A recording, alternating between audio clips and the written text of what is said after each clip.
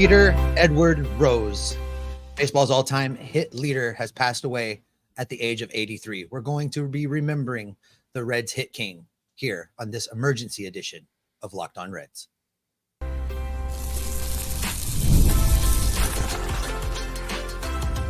You are Locked On Reds, your daily Cincinnati Reds podcast, part of the Locked On Podcast Network, your team every day. You are Locked On Reds. Thank you for joining us here on this live edition, the emergency live episode of the Locked On Reds podcast. My name is Jeff Carr. His name is Steve Offenbaker. We are lifelong Cincinnati Reds fans with over 12 years of experience podcasting about this team. And we have heard countless stories. I know Steve got the chance to watch kind of the latter part of his career being a player manager for the Cincinnati Reds. I've heard so many stories about Pete Rose through my dad, and just wanted to remember the hit king here today as news has broke that he has passed away at the age of 83 here on Monday, September 30th, 2024. We're going to look at really what he meant to this organization, what he meant to the Cincinnati Reds, what he meant to the city, what he meant to us. Me not getting the chance to having watched him, but so many stories about him and what he meant to baseball as a whole for us. And quite frankly, I want to hear from you. What is your favorite Pete Rose memory?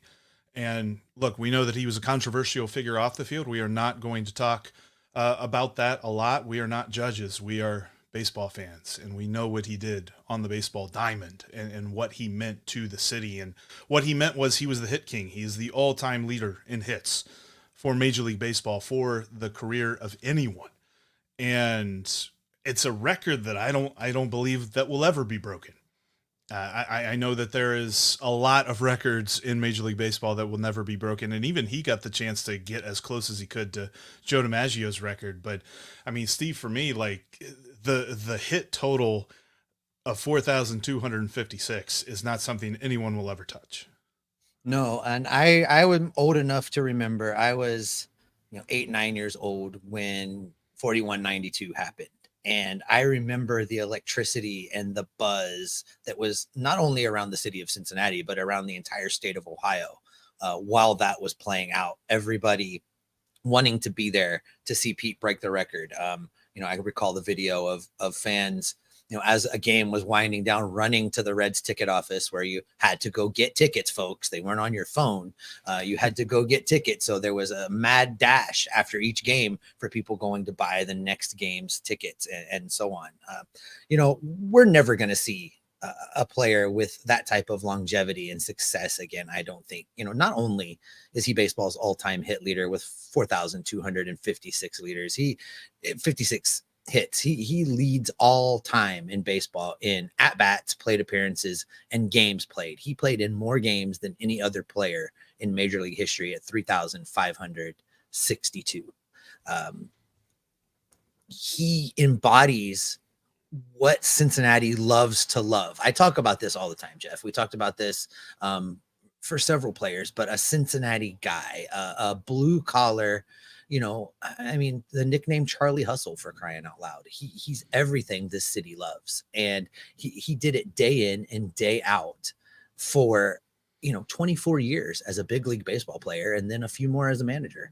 I don't think you can overstate what he brought to the game and what he brought to the city. And you're talking about a guy that was an all-star at multiple positions throughout his 24-year career. You needed an outfielder. Pete Rose was your outfielder. You needed him to be a third baseman, so you had some place to play George Foster. He's your third baseman. He did whatever was asked. He did it at 150% effort, and he excelled at it. And he's a guy that is synonymous with this city. Like, if you talk to most baseball fans, even who have a passing knowledge of the game, they're going to know who Pete Rose was. And he's going to be a guy that, I believe that now he's going to get into the Hall of Fame as much as it's a thing that we wanted to happen for a long time. And you can debate different things about his character, but his game, there was no debate. And you mentioned the games total that he had in his career. That was something that on different occasions, Joey Votto, he was asked what his favorite statistic was, and games played is a common answer that Joey gave, and nobody played more than Pete did. And it's a testament that the fact that he was able to put together a 24-year career. I mean, that is such a long time to be so highly regarded. And the fact that his second to last year in 1985, he was an all-star and he played in 119 games at the age of 44. I don't know, with the way that we treat sports and with the way that we treat youth sports and guys who have a ton of talent and they see professional athlete in their future, are they going to be able to have that kind of longevity? I find that so hard to believe. And just the things that he was able to do on a baseball diamond, playing so many positions. He wasn't the kind of guy that you're like, this was his position, that, we know exactly where he played. He played wherever you needed him to. Mm-hmm. And you knew that when he was in the lineup, you had a better than not chance of winning that ball game. When he was 33, he played in 163 games in the 1974 season. In 1975, he played in 162 games.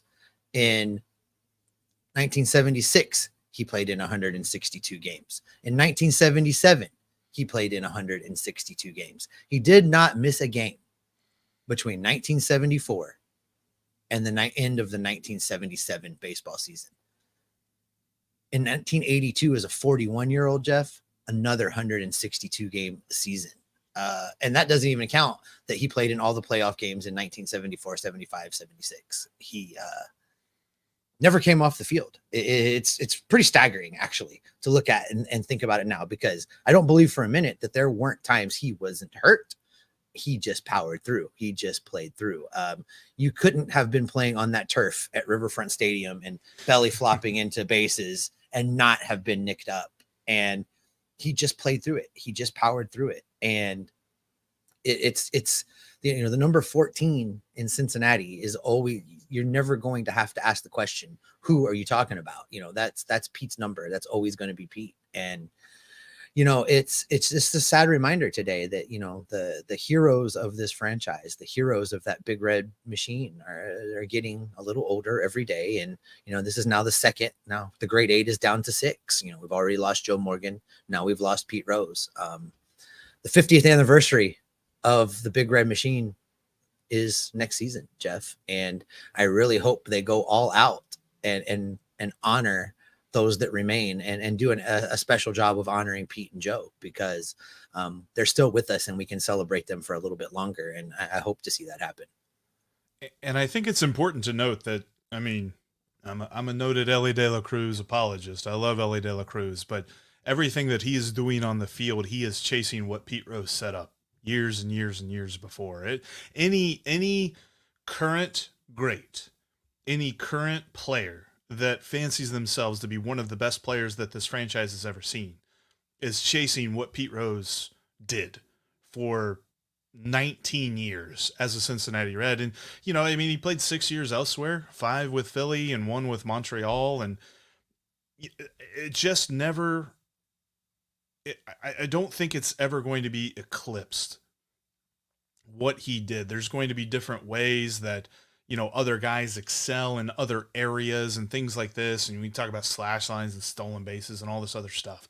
But everything that Pete was able to do, the number of times he led the league in different categories like hits and runs scored and even just batting average as a whole. We talked about this year about how batting average was down to 244. He'd have thought that was cute back in 1969 when he hit 348. Hit 100 points higher than the league average this year. Like, I know we talk about, there's a lot about baseball that was so different back then as opposed to now, but there's numbers on this career, on Pete Rose's career, that guys are never going to touch again. And for me, that is an amazing thing to remember about Pete, but there's so much of a personal side to this. And I'm so glad that we're getting some comments from some folks in the comment section that we'll get to here in a little bit. But for you and me, even just what we knew, what you got to see of Pete's career and what, was really told to me and things that I learned about Pete, there's so much more to him than just the numbers. And we're going to talk about that coming up next. When life gets busy, fitting in a workout can be stressful. With Tonal, you can get efficient workouts personalized just for you and are available with the amount of time that you have. Tonal is the world's smartest and most effective strength training system that helps you get stronger. Powered by AI, Tonal learns every rep so it can deliver workouts personalized just for you. Tonal learns from your movements and provides suggested weight recommendations for every move with detailed progress reports. They even create personalized program and workout suggestions or recommendations based on your individual goals.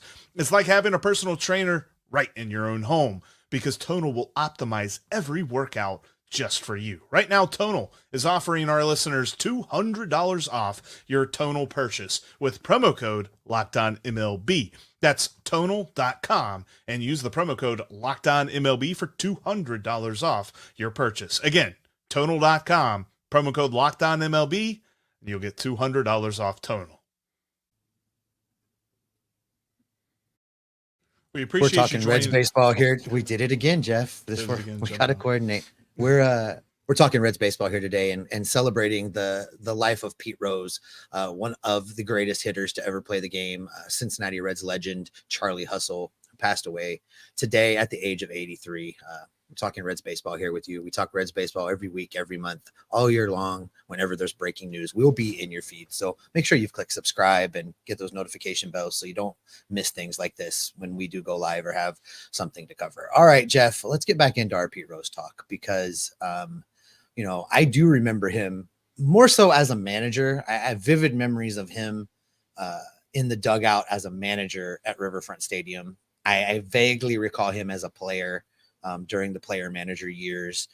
But I have several memories of being a kid at Riverfront Stadium and him being ticked off at an umpire and coming out. And if you thought David Bell went on tirades, Pete Rose was the master of umpire tirades. Of course, obviously getting in trouble, getting suspended a couple times for bumping, those kind of things. But, Pete, he never did anything halfway, right? He was 150% as a player. He was 150% as a manager. And he only had one gear, one speed. And you saw that when he would fight for his players or fight for a call. And that's the memory I have of him. Just that hard nosed, tough as nails, 150% effort guy that was just going to go and go and go and go and go. There was a feeling about his career, and he perpetuated this. He didn't try to stifle this. He actually wanted you to feel this way, where it's like you could be a professional ball player, because he constantly said, like, there's nothing special about him. He just worked hard. He just got out on the field, worked as hard as he could, played as hard as he could, and everything else took care of itself. And that was kind of a feeling that got down to you. And that was something that I always remember, like, playing Little League or something like that. And my dad would tell me different. It's like, you think Pete Rose showed up to the major leagues with otherworldly power or otherworldly speed or anything. I'd like, Ellie De La Cruz showed up day one. We knew he could steal on anybody.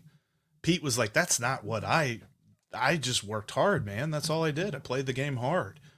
And that is something that, just as a fan, like, it was so easy to gravitate toward that philosophy. And really it's what embodied Cincinnati sports as a whole. I mean, you could even translate that into Bengals. You could translate that into, basketball, soccer, whatever, like just name it. That's the feeling of the city. It's why he was so synonymous with Cincinnati for such a long time. And even now, there's a lot of folks that believe that way.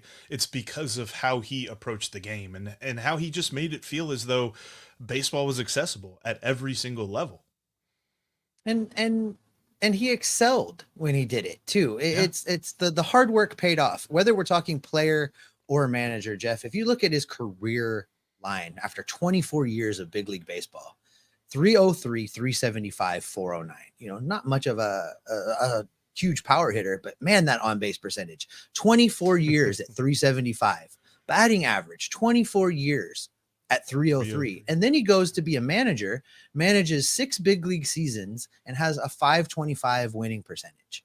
Finished in second place 5 years in a row. 1, 2, 3, 4, 5 years in a row. His team was in second place with a winning record. Again, just excelled. The hard work that he put in that paid off. It's staggering. And I think, you're right. It's a lesson for all of us that if you just, go out and work hard, you can make good things happen. I think it's players like Pete, like when you look back on baseball, days gone by and things like that, that's what makes baseball feel like America's pastime. It's once you did get into like the huge contracts and made up money that goes around anymore. And I know he was the first $100,000 player, but it's like, I feel, guys like that make you feel as though baseball itself was so accessible. And I think that's really what I draw most from his career. And, the numbers and his performances is just otherworldly in a lot of cases. But what does a West Side kid from Cincinnati making it all the way to the big leagues resonate through anybody? It doesn't matter. I mean, if you're from New York and somebody's telling a New Yorker about a kid from West Side Cincinnati, they're like, what the heck's that? That sounds like the Sticks or something. Oh yeah, that's the Hit King. Yeah, that's who he is. I think what I'd like to do, Jeff, is let's pick out one of our favorite Pete Rose memories each. And then when we get to the next segment, let's just go to the comment section and go from the memories that the viewers have. And we'll just talk about those a little bit. But, I think for me, if I think about Pete Rose, the two things that come to mind always is the quote of going through hell in the gasoline suit. That's one of the things that always comes into my mind. And then him absolutely obliterating Fosse in the All-Star game. Stole mine. Fosse was never the same. I mean, just Pete Rose absolutely destroyed him. And he only knew how to play the game one way, whether it was an All-Star game, a spring training game, a regular season game, or a World Series game. Pete Rose played the Pete Rose way each and every time. And that's the visual that's always frozen in my head is him just blasting Fosse at home plate. And it's funny because I think we almost, and because I that was my, off the top of my head, that was the first thing I was thinking of as well, was the Ray Fosse moment. And it's funny because you look that up online, because I was making sure that I got the pronunciation of Ray Fosse right. But if you look that up online, there's a lot of folks outside of Cincinnati that call that one of the most controversial and most infamous plays in baseball history, because it was an all-star game and, it didn't mean anything, but the all-star game meant something to those guys back then. And I think that's the moment that probably changed the way that all-star games are approached anymore. And guys played the game so differently back then. They took it as a point of pride, trying to beat the American League and trying to get one over on them. It's the pride really meant something to them. Nowadays, it's like, all right, got to make sure everybody gets in, got to make sure every team has a representative, got to make sure this, that, and the other. It's all a spectacle, and it's not really meant. It doesn't really mean anything to anybody anymore. But that, you cannot tell me that it didn't mean a ton to both those guys. Even Ray Fosse. Like, Ray Fosse could have moved out of the way, but he was like, nah, I'm trying to get him out. And of course, we know how that ended. All right, Jeff, let's do this. We're going to hit our break here, and coming up, we're going to the comment section. We're going to take your questions. We're going to talk about your comments, and we want your memories of Peter Edward Rose. We're going to get into that coming up next. This episode of Locked On Reds is brought to you by Booking.com. Booking.yeah, with the baseball playoffs upon us, it's perfect time for you to go explore one of those playoff cities that you've always secretly kind of wanted to visit and learn about. And Booking.com has you covered with hotels, bed and breakfast, vacation rentals, resorts, and so much more. On Booking.com, you just might find your perfect stay, even if it's in a city that you're not normally watching baseball in. If you want to check out the Phillies, if you want to check out one of these baseball powerhouses, maybe head to New York and check out the Yankees, Booking.com is going to have you covered. From hotels that look over stadiums to family-friendly resorts, Booking.com has so many choices across the United States for for your baseball playoff travel this MLB postseason. The right stay can make you a fan of any U.S. city, even one of the playoff teams that are lucky enough to be in the show, and the Reds are not. Book your stay today at booking.com, or you can download the booking.com app.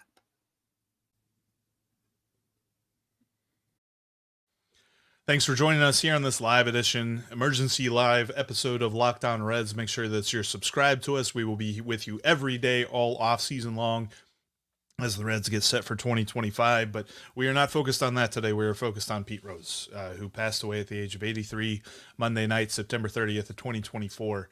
The all-time hit king has passed. And we asked you guys, what are some of your favorite memories? And we want to dive into a few of those now.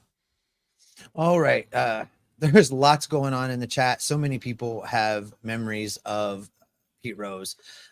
Some of them are getting away from me here, but one of the things I saw was, the bench clearing brawl in the playoffs. I'm trying to find it right now, Jeff. Sorry.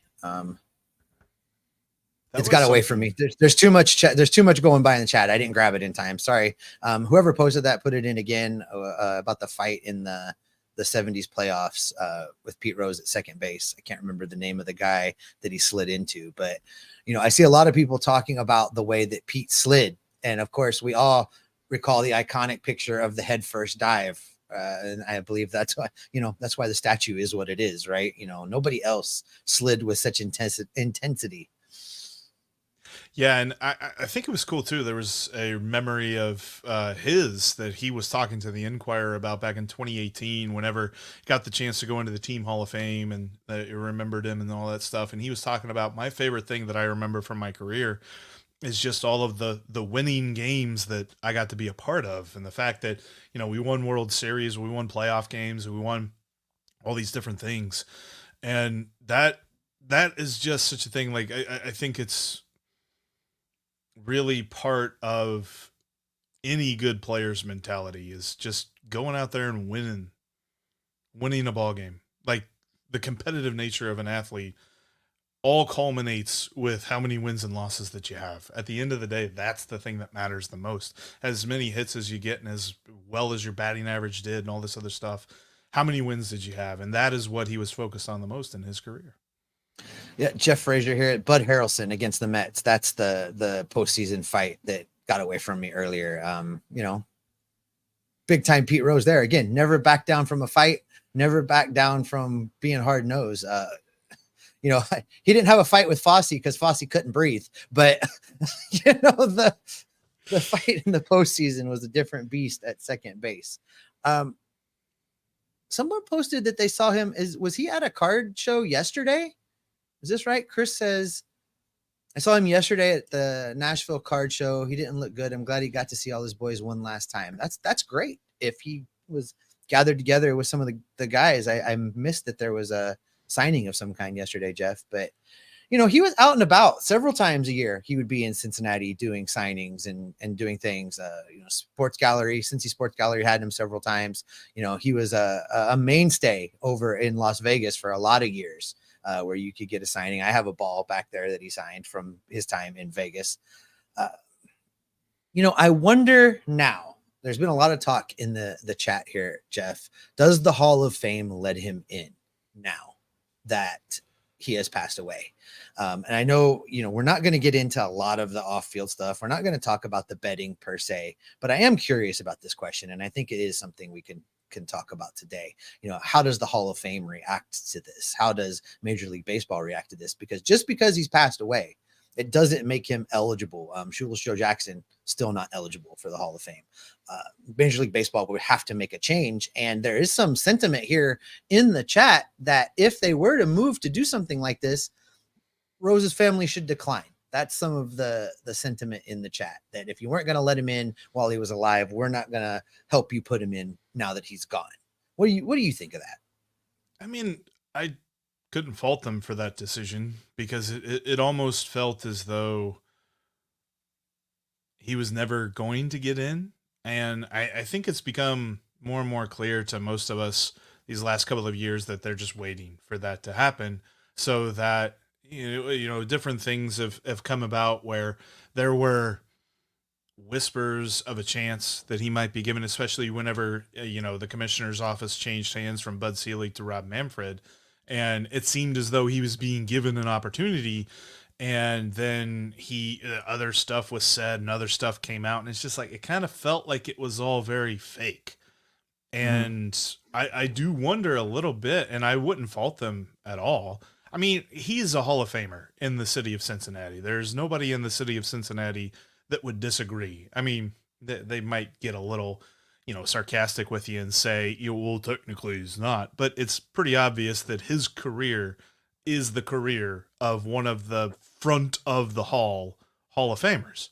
But at the same time, there's definitely a human element to it now that it kind of feels like it could be. Like I saw one, I was trying to see if I could find it, but somebody had mentioned that like kind of feels like it'd be an insult at this point to put him in the Hall of Fame.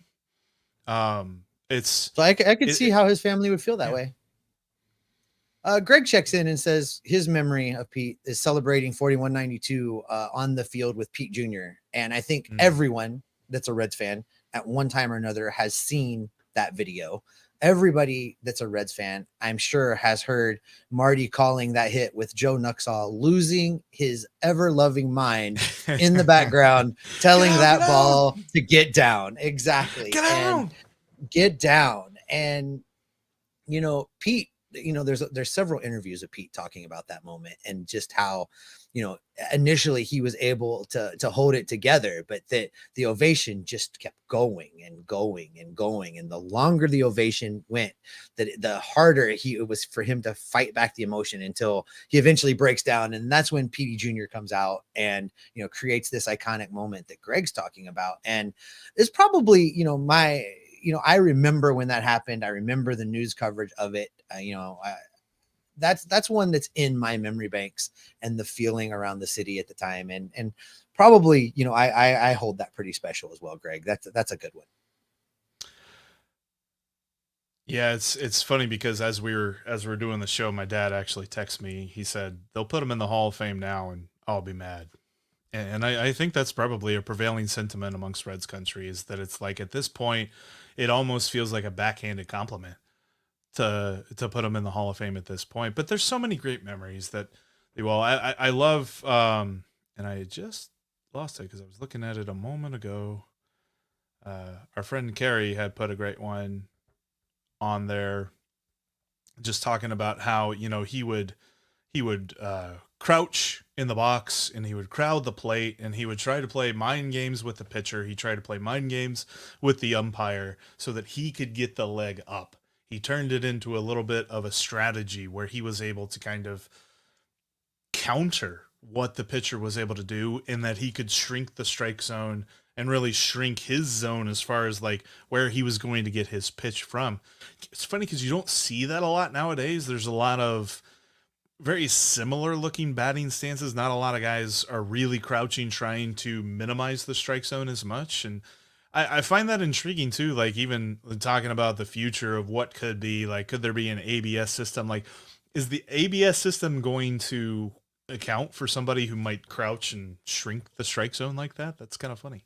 The unique batting stats, I saw that in the chat earlier, talking about Pete's batting stance is just one that, is iconic, that stands out. And gone are some of the more inventive ones nowadays. Everybody kind of has a very similar stance. And I miss some of the quirky ones, the Pete Rose crouch, the Julio Franco bat all the way up over. Yeah. That was one that was always fun to mimic. But, for Pete, looking at some of the memories, I guess Pete Rose did WrestleMania. Pete Rose did a lot of things in the years after baseball, and I'll have to go check out YouTube for a clip of Pete Rose at WrestleMania. I saw somebody said that he got a tombstone from Kane. Kane gave him so the Big Red Machine Kane gave Pete Rose a tombstone at WrestleMania. That's pretty cool. All right, I'm trying to read and get through these, Jeff.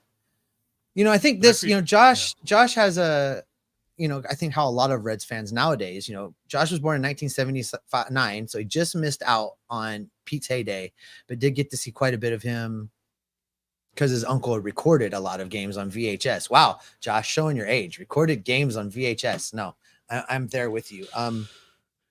It was a dark time in Cincinnati when Pete had to leave, and I'm glad that somewhere along the way baseball relented, and Pete did get to be appreciated by this city. I was at the 2015 All-Star game when they did the franchise four and let Pete on the field.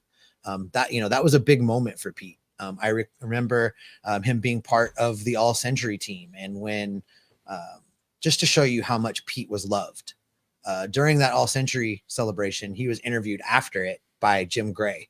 And I don't know if you recall this or not, Jeff, but Jim Gray really tore into Pete about his suspension, his ban from baseball, the gambling, all of the things. And in a moment that was supposed to be celebratory, Jim Gray really went at Pete, tried to tear him down a little bit. And the next night, I can't remember the member of the Yankees that did this, but stood by for the post-game interview. They throw it to Jim Gray. Jim Gray asks his first question, and the Yankees player leans into the mic and goes, "I just want you to know, Jim, we're not going to talk to you because of the way you treated Pete," and walks away. And that's how revered Pete Rose was. The Pete Rose, the player, was within this sport. And, you don't see that, baseball players appreciate each other, but that kind of reverence, that kind of respect, it's few and far between, I think. Yeah. And I think it's important to remember his career and remember what he was as a player and what he meant to this city. And that's really why we wanted to get on and just talk for a little bit. And I'm glad that, we had a lot of folks in the comments section wanting to talk about Pete as well. And thank you all for joining us on this episode. It was a shock, and kind of like the person said that he, saw Pete at a show signing autographs last night. I know that that's a thing that he has done quite a lot and in a lot of different places, Vegas, Cincinnati, all over the place. He was always about the fans, and as much as there are plenty of people that vilify what he did, like there's still so many more people that remember him as their favorite player and will always remember him as their favorite player. And tonight is a sad night because of that, but just wanted to thank everybody real quick for joining us on the show, for being active in the comments section. Really appreciate you making us part of your night. And, just want to say rest in peace to the Hit King. Yeah, it's going to be a week, I would imagine, of commentary and celebrations and remembering all of the things he did. We're going to hear tonight and then tomorrow from the remaining members of the Big Red Machine. We'll hear from Johnny Bench. We'll hear from George Foster. We'll hear from Geronimo. We'll hear from Davey. There's going to be a lot of remembrances of Pete. And I think that we'll be talking about him off and on, for years to come still. The Hall of Fame question remains unanswered. And that seems to be, looking at the comments here in the comment section, so many people are hitting on the Hall of Fame piece of this, Jeff, that he should have been in the Hall of Fame. And I don't know how you as a Hall of Fame consider yourself a legitimate representation of the sport when the guy that has the most hits in the sport is not inducted in. And I don't know what the answer is as far as how his family should respond or how baseball should address this, but they should address it somehow. I think the one thing they can't do is ignore it. And I hope that there is something, because clearly that is the piece that everybody's hitting on right now, Jeff. Everybody talking about the Hall of Fame. Absolutely. But I do want to kind of sign off with that, rest in peace, Pete Rose. The news Monday night, September 30th, 2024, passed away at the age of 83. Want to appreciate you for taking a few minutes, listen to us talk about Pete Rose and our memories and things like that, and giving us your memories as well.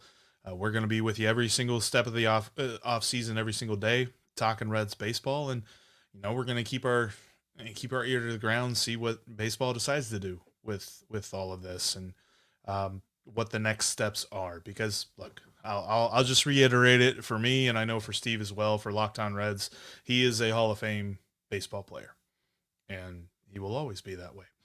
But thank you for joining us here today on this special live Locked On Reds. We look forward to talking to you the rest of the week. please make sure that you join us each and every day, because we will be Locked On Reds every single day.